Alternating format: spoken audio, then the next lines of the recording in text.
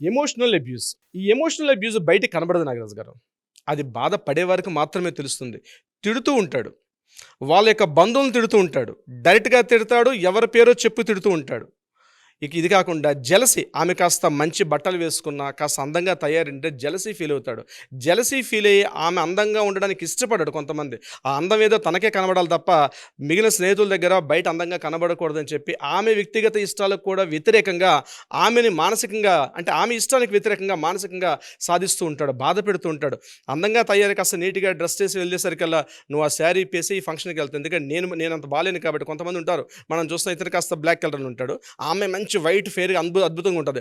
అటువంటి సందర్భాల్లో బయట ఫంక్షన్స్‌కి స్నేహితుల దగ్గరికి వెళ్ళేసరికి ఇతను ఎక్కడ డీగ్రేడ్ అయిపోతాడో, నీ భార్య అంత అందమైన అమ్మాయికి నువ్వు ఎట్లా కనిపిస్తావు అని చెప్పి ఎక్కడ చేస్తారని చెప్పి తన దగ్గర కలర్ కాంప్లెక్షన్ తప్ప ఏ కలర్ శారీ కట్టుకోవాలి, ఏ కలర్ బ్లౌజ్ ఏసుకోవాలి, ఏ కలర్ చెప్పల్స్ ఏసుకోవాలని కూడా ఆమెను పూర్తిగా తన కంట్రోల్‌లో పెట్టుకొని ఆమెను పూర్తిగా నిర్వీర్యం చేస్తూ మానసికంగా వేధింపులకు గురి చేస్తాడు. ఇది మెంటల్ ఎమోషనల్ అబ్యూజ్ అంటారు నాగరాజు గారు.